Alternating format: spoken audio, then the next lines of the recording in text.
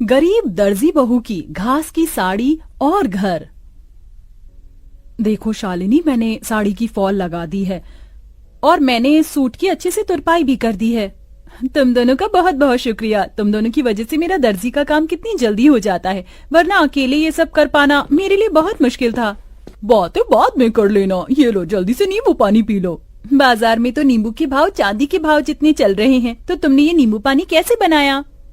वो पड़ोस वाली काकी है ना, उनकी नौकरानी आज नहीं आई थी, तो मैंने उनके घर के थोड़े बहुत काम कर दिए थे, इसलिए उन्होंने पैसों के बदले मुझे ये नींबू दे दिए। ये भगवान भी कैसे कैसे दिन दिखाता है। हम गरीबों को गर्मी के मौसम में नींबू पानी पीने के लिए भी हमें कितनी मेहनत करनी पड़ती है। अदिति की बात सुन बाकी बहुएं उदास हो जाती हैं। शालिनी इन सभी बहू में से सबसे बड़ी बहू थी जो दर्जी का काम करती थी। वहीं बाकी घर संभालने के साथ साथ शालिनी के दर्जी के काम में मदद भी किया करती थी। इन पांचों के पति सड़कों पर झाड़ू और मजदूरी करने का काम करते थे, जिससे ये मुश्किल से 2 वक्त की रोटी ही खा पाते थे। अरे वाह शीला, तुमने तो अपने घर का हुलिया ही बदल दिया। कितना सुंदर लग रहा है तुम्हारा घर। वो तो अच्छा लगेगा ही ना, पूरे 1 लाख रुपए जो लगाए हैं घर के रेनोवेशन और पेंट में। वैसे मेरे ख्याल से तुम पांचों को भी अपनी ये बाबा आदम के जमाने की गुफा को रेनोवेट करवाना चाहिए। न जाने इतनी गर्मी में तुम लोग इस गुफा जैसे घर में कैसे रहते हो। खिड़की दरवाजे तो ऐसे हैं कि अगर किसी का हाथ लग गया तो वहीं टूटकर गिर जाएंगे। पांचों बहू की घर की बेइज्जती करके घमंड दिखाते हुए शीला अपने घर के अंदर चली जाती है। अपने घर की इतनी बेइज्जती होता देख पांचों बहुओं को ही काफी दुख होता है।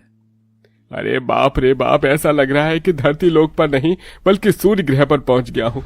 कितनी गर्मी है। इतनी गर्मी में गुफा में सोओगे तो गर्मी नहीं तो क्या ठंड लगेगी? क्या गुफा? और नहीं तो क्या, ये गुफा क्या आप लोगों को घर दिखाई देती है? शादी को इतना समय हो गया है, लेकिन हम एक ढंग के किराए के मकान में भी नहीं रह सके। कभी कभी तो लगता है इस गुफा जैसे घर को छोड़कर जंगलों में चले जाऊं और वहीं रहूं।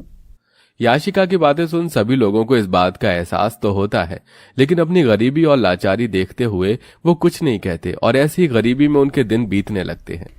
अमृता, अगर तुम न होती तो इतनी गर्मी में हमें ये ठंडा पानी पीना भी नसीब नहीं होता। जमीन ठंडी रहती है ना, इसलिए मैंने पानी के मटके रखना शुरू कर दिया था, ताकि कड़ी से कड़ी गर्मी में भी हमें ठंडा पानी मिल सके। कल रात थोड़ी बहुत चैन की नींद नसीब हुई थी। वैसे ये कपड़ा गीला कर ओढ़कर सोने का आइडिया सच में कमाल का निकला। अब तो मैं रोज ऐसे ही सोऊंगी। पांचों बहुएं हमेशा अपने ऐसे छोटे मोटे जुगाड़ से गर्मी से थोड़ा बहुत बैक लिया करती थी। शालिनी देखो ना, मेरी साड़ी फिर से फट गई, इसे सिल दो। कितनी बार एक ही साड़ी को बार बार सिलकर पहनेंगे? जब से शादी हुई है तब से लेकर आज तक एक भी साड़ी नहीं पहनी है। वही 2-3 साड़ियों को सिल कर ही पहन रहे हैं। अदिति इतना बोल ही रही होती है कि तभी उन्हें बाहर से साड़ी वाले की आवाज आती है, जिसे सुन पांचों बहुएं जैसे ही बाहर आती हैं। अरे भाई साहब, ये नीली वाली साड़ी दिखाइए। अरे बहन जी, आप लोग वहाँ क्यों खड़ी हैं? देखिए, मेरे पास एक से बढ़कर एक साड़ियाँ हैं, बनारसी, सूती, लखनवी, जरी वाली। बताइए कौन सी साड़ी दिखाऊं? अरे भाई साहब जी, आप किन से साड़ी लेने के लिए पूछ रहे हैं जो एक ही फटी हुई साड़ी को सिल कर पहनती हैं? इनकी एक सूती की साड़ी लेने की तो औकात नहीं है। ये क्या ही महंगी साड़ियाँ लेंगे। अपनी पड़ोसन मोना और अलीशा को अपनी इतनी बेइज्जती करता देख पांचों बहू की आंखों में आंसू आ जाते हैं और वो सीधा घर के अंदर चली जाती हैं। पांचों बहुएं इस गर्मी और गरीबी से परेशान हो चुकी थीं। पांचों बहुएं आंगन में बैठ एक दिन झाड़ू बर्तन कपड़े कर रही होती हैं कि तभी अचानक जोरों से हवाएं चलनी शुरू हो जाती हैं। लगता है बहुत जोरों से तूफान आने वाला है। चलो जल्दी घर के अंदर चलते हैं। पांचों बहुएं जैसे ही घर के अंदर जाने लगती हैं कि तभी तेज आंधी की वजह से उनके घर की छत उड़ जाती है और साथ ही साथ उनके घर की दीवारें भी टूटकर बिखर जाती हैं। हे भगवान, ये तूफान गांव में नहीं बल्कि हमारी जिंदगी में आया। अब हम लोग कहाँ रहेंगे? अपने घर के टूट जाने की वजह से पांचों बहुएं बहुत रोती हैं।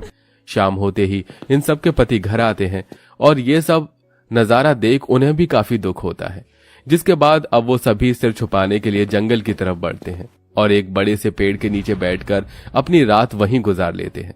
जहां ये सभी लोग रहते थे वहां पर एक बड़ी सी नदी भी बनी हुई थी, जो तूफान की वजह से काफी गंदी हो गई थी, जिसे देख पांचों उस नदी की सफाई करते हैं और ऐसे ही उनके कई दिन गुजर जाते हैं। कभी कभी तो मन करता है इसी नदी के अंदर कूदकर जान दे दूं, कम से कम इन चीजों से छुटकारा तो मिलेगा। अमृता, ये तुम कैसी बातें कर रही हो? जिंदगी का तो नाम ही संघर्ष है, हम लोग ऐसे हार नहीं मान सकते। शालिनी की बात सुन नदी किनारे बैठी सभी बहुओं की आंखों में आंसू आते हैं। तभी उनके आंसू नदी के अंदर जा गिरते हैं। उनके आंसू जैसे ही नदी के अंदर जाते हैं तो नदी के अंदर एक सुनहरी रोशनी चमकती है और देखते ही देखते उनके सामने नदी की रानी बाहर आती है। कौन हो तुम? मेरा नाम नंदिनी है और मैं इस नदी की रानी हूँ।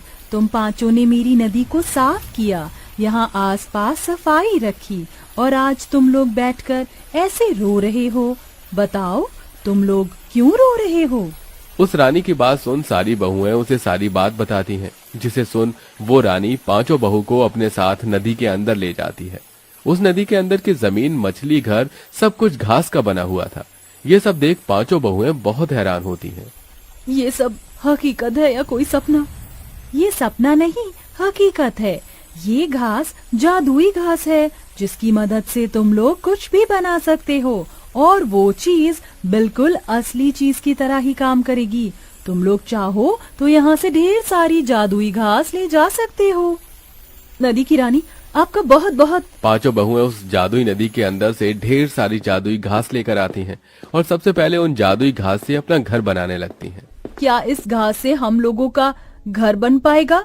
ये मामूली नहीं, जादुई घास है। नदी की रानी ने कहा था कि इस घास से बनी हुई सभी चीज असली चीजों की तरह ही काम करती है। क्या पता ये घास का घर भी हमारा असली घर हो। पांचों बहुएं कुछ घंटे के अंदर एक बहुत बड़ा सा घास का घर तैयार कर देती हैं, जिसमें वो पांचों अलग अलग कमरे भी बनाती हैं। साथ ही साथ वो बाथरूम और रसोई घर भी बनाती हैं, जिसमें घास का चूल्हा, घास के बर्तन और कमरों में घास का पलंग, कुर्सी। जादुई घास होने की वजह से सारी चीज असली चीजों की तरह बिल्कुल मजबूत हो चुकी थी। मुझे तो यकीन ही नहीं हो रहा कि हम लोग अपने घर के अंदर खड़े हैं, वो भी एक ऐसा घर जो असली घर से भी ज्यादा मजबूत और अच्छा हो। अब तो हम यहाँ आराम से रहेंगे। जादुई घास होने की वजह से हमारा ये घास का घर भी कितना ठंडा है। अब तो यहाँ हमें बिल्कुल भी गर्मी नहीं लगेगी। पांचों बहुएं अपने अपने पतियों के साथ आराम से घर में रहती हैं और ऐसे ही कुछ दिन गुजर जाते हैं। सच में अब तो हद हो गई है। मन कर रहा है ये बची कुची साड़ी ले जाकर फेंक दूं। क्या हुआ अदिति, तुम इतने गुस्से में क्यों हो? गुस्सा ना करूं तो खुशी के मारे नाचूं। उस दिन तुमसे साड़ी सिलवाई थी, देखो आज फिर से ये साड़ी फट गई। अदिति की बात सुन शालिनी के मन में एक ख्याल आता है, जिसके बाद शालिनी दोबारा उस जादुई नदी के अंदर जाती है और वहां से ढेर सारी जादुई घास लेकर आती है और अपनी सिलाई मशीन पर बैठकर कुछ घंटे के अंदर ही घास की बनी हुई 5 साड़ियां तैयार कर देती है। साड़ियों के बॉर्डर पर वो तरह तरह के फूल भी लगाती है, जिसके बाद अब जैसे ही पांचों बहुएं उस घास की साड़ियों को पहनती हैं, इस घास की साड़ी को पहनकर तो ऐसा लग रहा है कि मानो जैसे मैंने रुई की साड़ी पहन रखी हो। अब इन घास की साड़ियों में हमें बिल्कुल भी गर्मी नहीं लगेगी और हम आराम से रहेंगे। पांचों बहुएं उस घास की साड़ियों को पहनकर काफी खुश होती हैं। जिस तूफान से इन पांचों का घर टूटा था, उस तूफान में गांव में और भी कई लोग थे जो बेघर हो गए थे। ये सब देख पांचों बहुएं उन लोगों के लिए जादुई घास से घर बनाती हैं। अरे आप लोग तो हमारे लिए देवी हो। जो चीज सरकार और अमीर लोग न कर सके वो आपने कर दिया। आपका एहसान हम कैसे चुकाएंगे? जादुई घास के घर बनाने के साथ साथ पांचों बहुएं गरीब औरतों के लिए घास की साड़ियां भी बनाती हैं, जिन्हें वो काफी सस्ते दामों में बेचती हैं। बरसों से सपना था कि सूती की साड़ी लूंगी, लेकिन हमेशा पैसों की कमी की वजह से ना ले सकी। लेकिन आज आपकी वजह से मैं रुई जैसी मुलायम साड़ी पहन सकूंगी। आपका बहुत बहुत शुक्रिया। जरूरतमंदों की मदद कर पांचों बहू काफी खुश थीं। वो घास की साड़ी बेचकर थोड़े बहुत पैसे भी कमा लिए थे, जिनको अब वो बुटीक में लगाती हैं और बुटीक खोलती हैं। घास की तरह तरह की ड्रेस बनाकर बेचती हैं और अब उन सब के पति अपना खुद का काम शुरू कर देते हैं, जिससे अब धीरे धीरे